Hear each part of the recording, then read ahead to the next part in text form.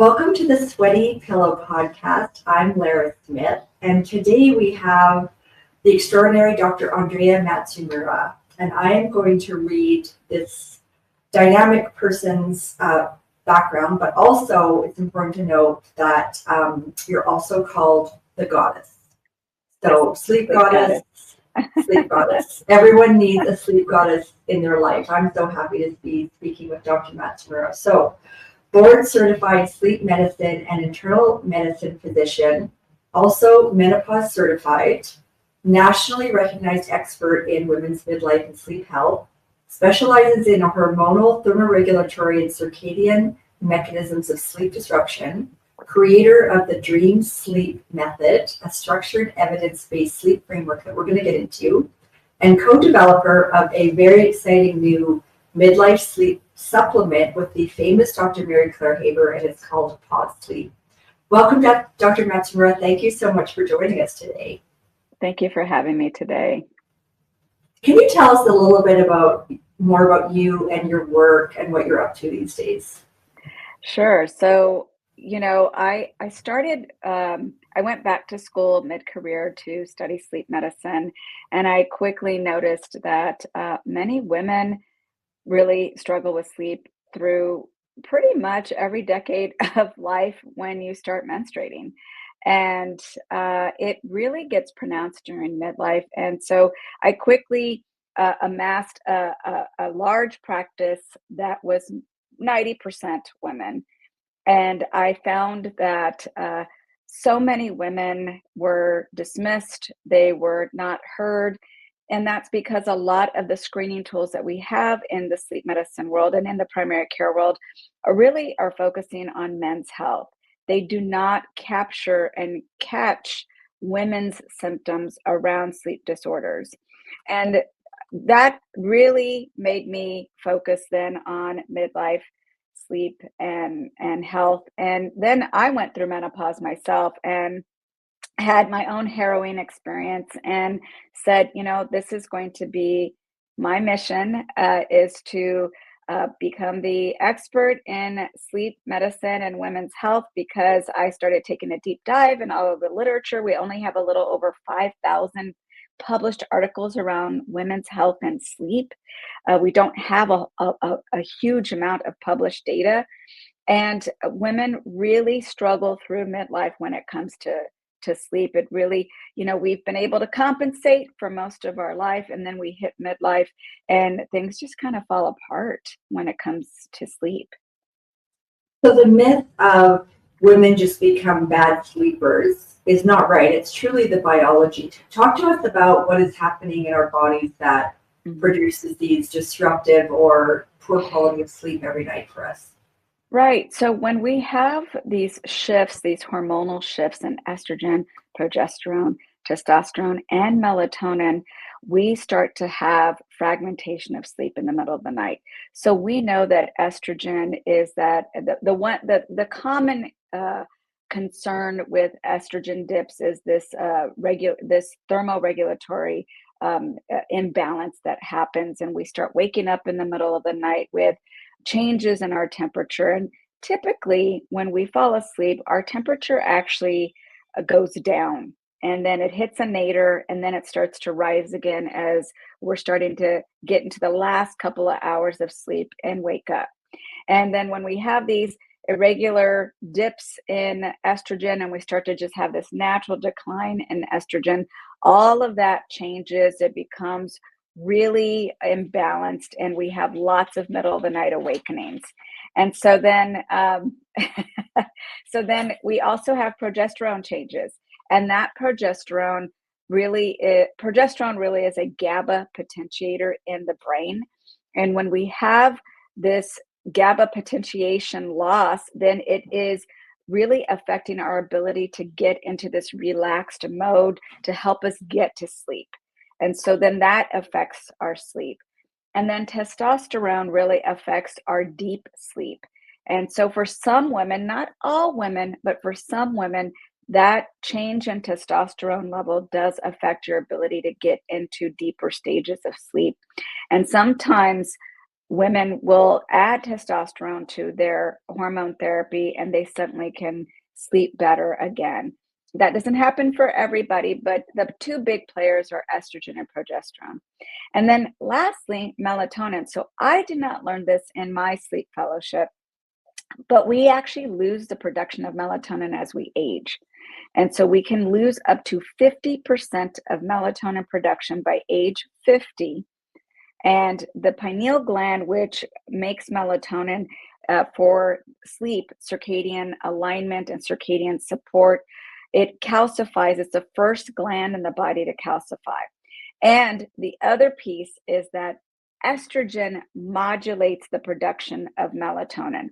So estrogen modulates serotonin. Serotonin is a substrate for melatonin. So we do not have this published data. However, if you connect the dots, we get two hits. So we naturally lose melatonin as we age. That's everyone in the population. But then for women, we have this reduction of estrogen and it affects our ability to make melatonin. So we kind of get two hits, which really affects our sleep. So Dr. Matsumura, talk to us about women dealing with midlife. How do you differentiate between these hormonal fluctuations that you're talking about or a more serious sleep disorder? So when we think about midlife, menopausal women, up to 60, the data shows anywhere between 50 and up to 50 and 65% of postmenopausal women will have obstructive sleep apnea. 90%, 9 out of 10 of those women do not know that they have it. And that is because the symptoms are not, when you Google sleep apnea, you see loud snoring, witnessed apneas, waking up with a dry mouth. Those are not typical symptoms that women will present with. They present with fatigue, general malaise. I just don't feel well. I don't know what it is. I'm doing everything I'm supposed to be doing. They may present with migraines. A lot of times women will come in and say, I don't know if I'm depressed because I'm sleepy or I'm sleepy because I'm depressed. And so these are not specific symptoms that we think about when we think about obstructive sleep apnea. And we know that moderate and severe obstructive sleep apnea does have an increased risk for cardiovascular and neurocognitive risk.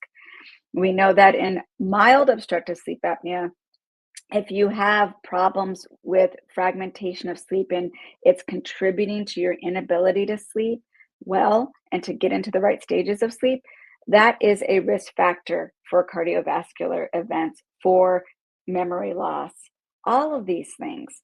So I really have a low threshold at the end of the day for testing women. And we don't have to have elevated BMIs. 1 week, I had 3 people all diagnosed with sleep apnea, active women, a BMI that was not obese,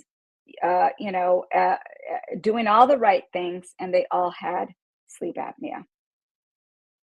So the symptoms that you just described kind of painted a picture about my life lately, because I am on hormone replacement therapy and those sex hormones are in perfect shape, but I am feeling a lot of the things that you just described. And I was then wondering, is sleep apnea genetic? Because my mom has it.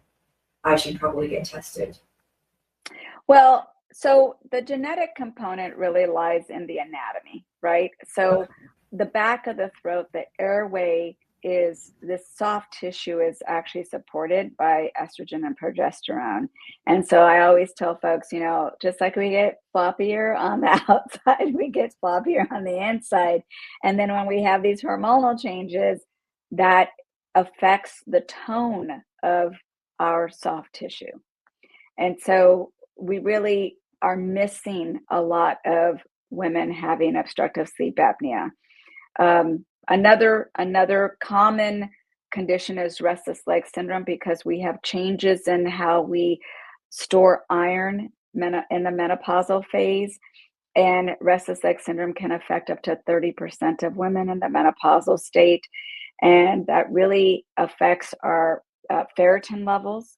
And ferritin is a marker for iron stores. And it's now coming to light that the normal range of ferritin really needs to be higher. So 45 to 50. And if you have restless leg syndrome, it should be anywhere between 80 and 100. So that's huge. So for years, we've been testing people's ferritin level and saying, oh, it's normal.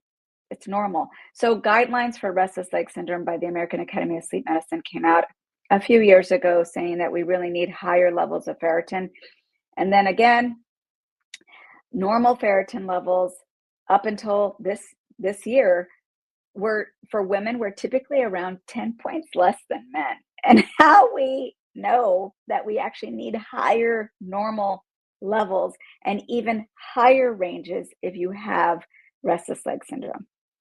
Oh, that's incredible info. I see Lisa taking notes. So what comes first? So women are struggling with sleep, and this is absolutely common. It's a top 5 requests that we get for content in our community is sleep disorders, or not sleeping. Right. Do you check hormones? Do you check for apnea or other things? What's the process to diagnose someone?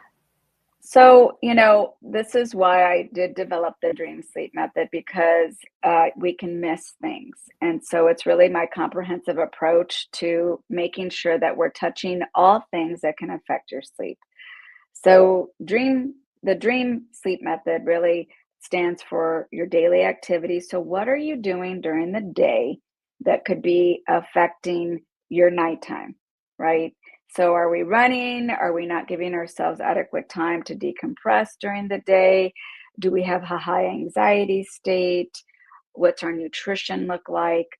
And then the R stands for your resting environment. You really, we talk about resting environment. I love a good pillowcase. I love having, you want to have nice pajamas, great sheets. You want your room to be dark, cool, and quiet. If you need white noise, great. If you need blackout shades, an eye mask, earplugs, whatever it is to optimize your environment so that you can get to sleep. We don't want electronics in the bedroom. And then E is for emotions. We cannot, underestimate the anxiety, the depression, trauma affecting one's ability to get to sleep and stay asleep. And it becomes even more apparent, especially in midlife, that trauma affects the menopausal state even more so, and our ability to get to sleep and stay asleep. And then I talk about archetype. So I call myself the sleep goddess because 1, who doesn't want to sleep like a goddess? But 2, I love Greek mythology. So I developed the different archetypes, which really speak to your circadian rhythm. So I really focus on the 3 that are most common, which is either being an early bird, or I say an Artemis, a night owl, or an Aphrodite, or somewhere in between, an Athena. And I have a quiz on my website so that everyone can take that and figure out kind of where they fall, because it's really important to understand where your circadian rhythm is, like what you're born with. We have clock genes in our brain that really set our wake and bedtime. And then, everything else, that's our master clock. And then everything else kind of follows suit, because literally every cell runs on our circadian rhythm. So once you can figure that out, then you can kind of help the person with all those other things. And then the last one is medical conditions. So as we know, if you have obstructive sleep apnea, if you have restless leg syndrome, if you're in a menopausal state, it's affecting yourself. If you have heart issues, if you have a neurological condition, so many things can affect, other medical conditions can affect your sleep. Before we continue, just a brief note for this community. If you're struggling with night sweats or overheating, that's exactly why I founded Lucime. we created technical luxury pajamas and temperature regulating cooling sheets that are proven to give relief from overheating and night sweats. In fact, our temperature regulating sheets were just evaluated in a clinical trial by Harvard Medical School, and all measures of sleep health were improved. So please check us out at lucimay.com. Now back to the podcast. I love talking about the archetypes. I was interested in learning more about the different profiles and what they mean, because I'm Athena, as I said. So I guess in the middle, I definitely am not a morning person. So let's talk more about the profiles, and then trying to force into a type that you're just not, and what that does to your system. Right. So the three different archetypes, either Artemis, Athena, or Aphrodite. So the Artemis is really the early bird, or what we call in the sleep world, you're an advanced sleeper. And so that means that you really want to go to bed around 8, maybe 9 at the latest. And if we were to calculate 8 hours, have the 8-hour sleep opportunity, that means waking up at 4, waking up at 5. And then an Aphrodite is somebody who is a night owl, and about, I'd say, up to 20% of the population globally is a night owl. Think when we think about like later societies like Spain, Italy, France. And those are folks who typically will be going to bed at 12, waking up at 8, going to bed at 1, waking up at 9. And then the Athena is somewhere in the middle. They usually are going to bed around 10, waking up at 6, going to bed at 11, waking up at 7. They're kind of, they're a late morning-ish type circadian rhythm. And now we have these clock genes that are housed in the hypothalamus of the brain. We're born with them. That's why sometimes families will have little groups of night owls, and it's because these genes do get passed down. That is probably the most common scenario that we see. And then a lot of times night owls are working in an earlier society. And so then they try desperately to go to bed at 10, and they don't fall asleep till 12 or 1. And then they have to wake up at 6. And so they're shorting themselves sleep all of the time. Then they really struggle. And I've had some patients who'll say, I've lost a job, or, notoriously many teachers are night owls, and they have to wake up early to be in the classroom and ready and prepare for their students. And they love summer. And then I get a whole bunch of teachers in August, right before school starts, saying, "Help me, I'm not going to be able to sleep." And in fact, they have what we call a circadian mismatch. And so it's pretty easy actually to adjust your circadian cycle. We call that circadian realignment. And so it's our way of helping your body use the internal cue, which is melatonin, and the external cue, which is bright light, to help shift your circadian rhythm so that you can get to bed earlier and you can wake up earlier. And so many of us in the sleep community do know how to do that. And, our biggest cue, external cue, what we call a Zeitgeber, is light. And so we have these nerve cells in the eye that connect directly to the wake center. And you want to expose yourself to bright light within the first hour of waking. That sets off your circadian wake cycle. So for a lot of us who live in the northern hemispheres and are dark for a lot of the winter season, I do recommend a bright light. And there were actually studies that were done, and it is on the intensity of light is 10,000 lux. That is what the intensity of light is called. And you want to use it about 12 inches away from your face for about 20 minutes within the first hour of waking, because if you do it too late, you're just pushing your bedtime later. So, clearly, if it's sunny outside, that's great. Get out there and expose yourself to a little bit of sunlight in the morning, first thing in the morning. And then we have people take micro doses of melatonin. So maybe 0.3 milligrams, 0.5, sometimes up to 1. It just depends on the person. That's the nuance of care. And you take that about 4 to 3 hours before you actually want to fall asleep. So let's say you need to go to bed at 10. Okay. You would be taking it like at 6 or 7 to pull your clock earlier. Okay, so you can adjust with these tools, because I have my entire life aspired to be a morning person, and I've been forcing it because there's just so much going on, and I'm very influenced by the trends on Instagram of these 5 a.m. mornings and the beautiful aesthetic life. These women have these meals prepped for their kids, and their fitness routine is done, and all this happens before anyone's awake, and then they get ready to start their day and go to their job. And I aspire to that, except for when I force it, I really don't feel great, and I am not as productive. I'm not thinking as clear on those early hours. I know my window of the best workouts I have are between 3 and 5 in the afternoon. I can solve any type of problem at 3:30 in the afternoon, but don't ask me the same problem at 7:30. I'm like, what? Don't even talk to me. Right. So what am I doing to myself by forcing this? Because I haven't been using your tools. Well, so here's the thing. If you are forcing yourself and you haven't adjusted your circadian rhythm, then you're kind of chasing your tail, because you're probably not getting enough of the right stages of sleep in the middle of the night.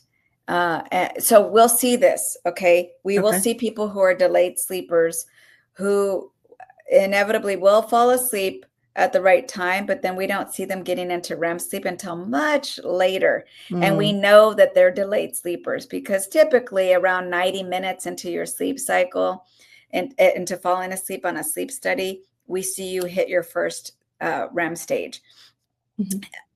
People who are delayed sleepers, it'll be like 3 hours or 4 hours sometimes. And then we start seeing all the REM happening. We're like, oh, that's a night owl. Right. They just kind of train themselves to kind of, or maybe they're really exhausted because they came into the sleep center and they're really exhausted because outside in their home life, they're having to wake up early all of the time and they're struggling to get to sleep. So they're really shorting themselves on sleep. And so then they come into the sleep center and they fall asleep, but we can see that they don't get into the right stages of sleep until much later. So, that's the other half, is that there's nothing wrong with following your natural circadian rhythm. Amen. Like if you do your just best own work it at 3:30 and great, do that. Yeah, absolutely. Well, we joke with my husband because he doesn't get to see the best of me, which is between noon and 4. And like, don't even talk to me about sex because he's a night owl. And I mean, just tuck me in at 9:30 at night. And because I am going to take your advice. I want to get tested for sleep apnea because I feel like I'm getting 7-8 hours. I'm just always tired. So, just the quality of sleep may not be there, or something else is going on, but I'm getting 4 to 5 great quality hours a day, which my family doesn't even get to see because I'm at work. My colleagues do. Anyways, this is an important one. I just want to dovetail into something that builds upon what you're saying, is just women in midlife, stress, pressure, and that 3 a.m. alarm goes off in our minds and we wake up and our mind starts going. And so there's obviously physical and biological things at play here, but that is a real conversation with yourself at 3 a.m. and all the things you need to do and the stressors, and everything seems a bit magnified in the middle of the night, and you catastrophize a little bit more. At least me and my focus group of wine drinking girlfriends catastrophize at that hour. So tell us what's going on there. So sometimes, so a couple of things, right? So you could train your body to wake up at that time and you don't even realize it, but it's in hyper arousal state and your body just got trained to do that. The other piece is that in the menopausal state, we do have some irregularity in our cortisol spikes. It does affect, these changes in hormones do affect other hormones. And so then cortisol could be spiking too early. And so when we think about somebody who has chronic insomnia by definition is the inability to get to sleep and or stay asleep more than 3 times a week for more than 3 months. Okay. Yeah. And so that is chronic insomnia is a complex disorder. And I don't think that we give it enough weight. Like it is not a simple fix.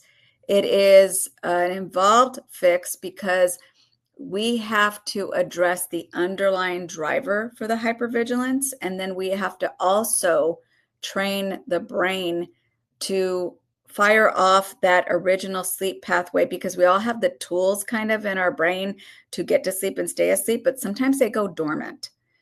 And so we have to work on reigniting those tools in the brain and training our brain not to follow the pathway of hypervigilance. And I always tell folks, this is a couch to marathon. It is not a couch to 5K. However, for most people, they have been struggling with sleep for years. So I then, paint this picture of what is 6 months of some challenging work at times to set the rest of your life up for success with sleep. What does that work look like? So the gold standard for helping someone through a chronic insomnia is cognitive behavioral therapy for insomnia. Okay. And it addresses the hypervigilance in sleep, the hyperarousal state. But then again, you have to also address all of those underlying drivers and behaviors, because you can't, there's a lot of things that we take for granted, but it is pretty surprising how many people don't do some of those simple things like go to bed at the same time, wake up at the same time, remove electronics out of the bedroom. Right. I mean, those are, or, if you need your phone for an alarm clock, put it in the top drawer of your, your nightstand, or plug it in across the hall or across the bedroom, do whatever it takes so that you don't get into bed and you have it with you. Right. It's the worst habit that every single person does. And they could be not raising their hand and proudly bragging about it, but every single person I know is scrolling at night, and it's to our detriment. So there's the hormone issue. There's potential a disorder in the way of apnea. And then there's also could be chronic sleep disorder that's really debilitating. Yes. Will your dream sleep method basically diagnose where a woman's at to really then pinpoint where the prescription is for improvement? Yeah. So here's the thing. As a sleep medicine physician, I rarely only see one sleep disorder in a person. So typically people have 2 to 4 things going on. And so this is why I developed that dream sleep method, because we need to hit everything. If you only touch on one thing, then we're only going to get so far. We really need to actually address all the things that are affecting your sleep for ultimate success. Right. There's another one, and you've talked a bit about the routine and the habits and the devices and the set time. And then now we can look forward to purchasing this light. I thought it was you had to go outside to get natural light, but now that there's a device, I'll be ordering that within minutes of the end of this podcast. But some things, especially in our community of women, and I experience with my own friends, is the stress of life. I'm not sleeping. I'm in menopause. There's so many things going on. The only thing that really can take the edge off is a couple glasses of Chardonnay at night, and knowing how bad that is. So the things that we could get away with in our 20s and 30s are so far gone.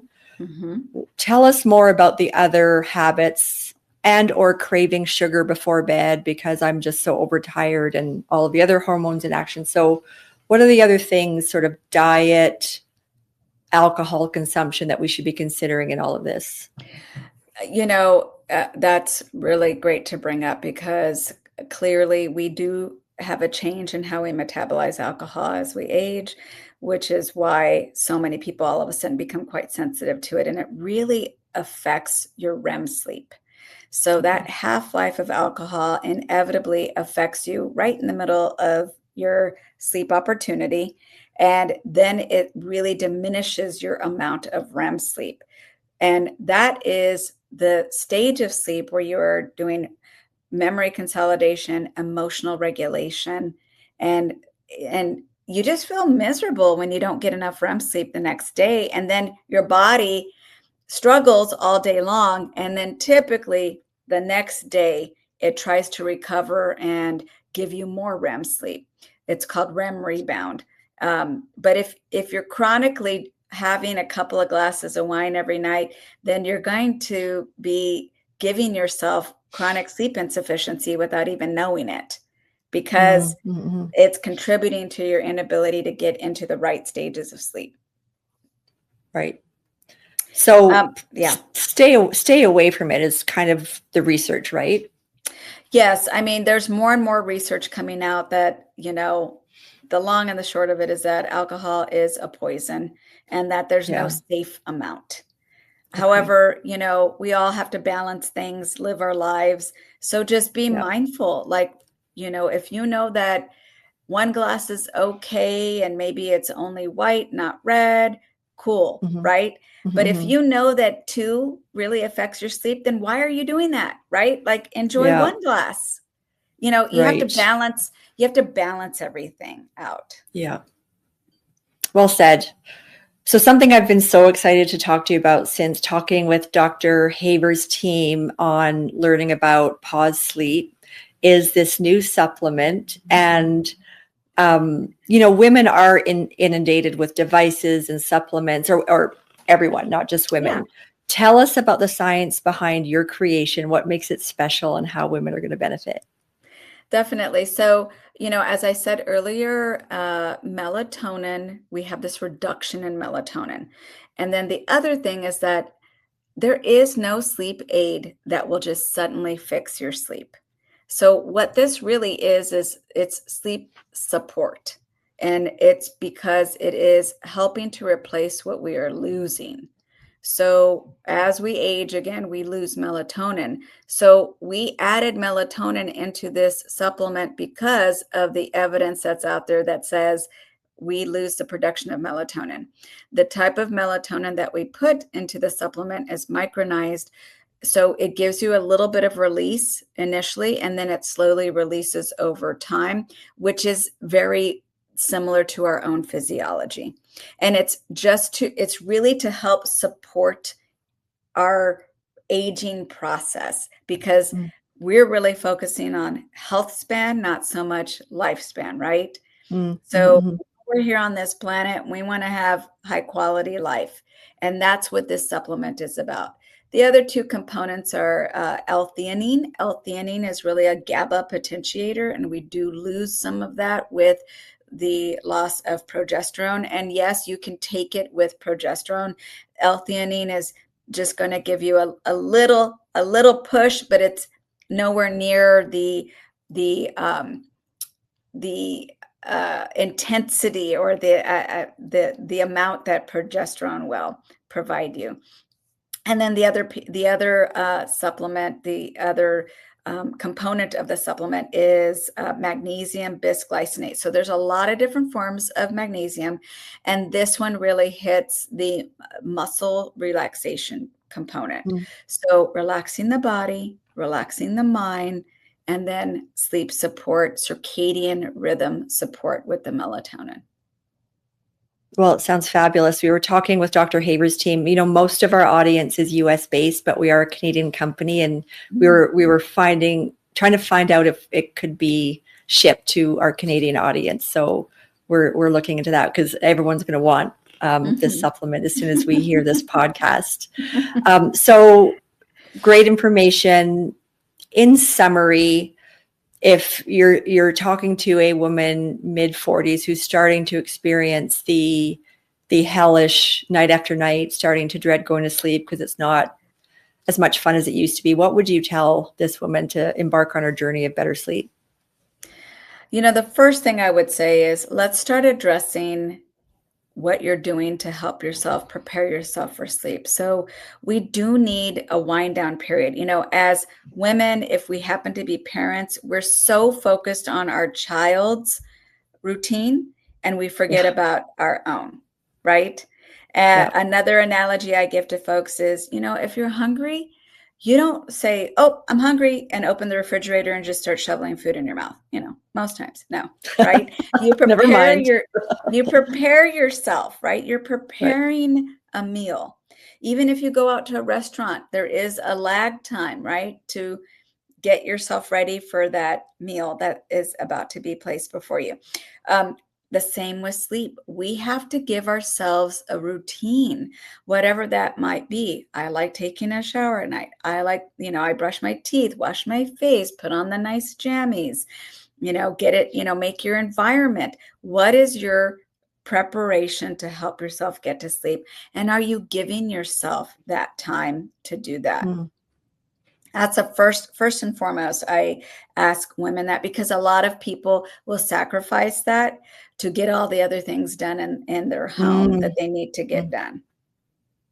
That's going to resonate as something really tangible that we can start doing, because start there, set yourself up, and then, you know, explore the other potential test results and all the other things, right? Mm-hmm. Love that. So this has been extraordinary. Women are really going to connect with you. You're so lovely and brilliant. And I'm thankful that you bared with us with these technical glitches and we got through some really great content. So thank you so much, Dr. Matsumura.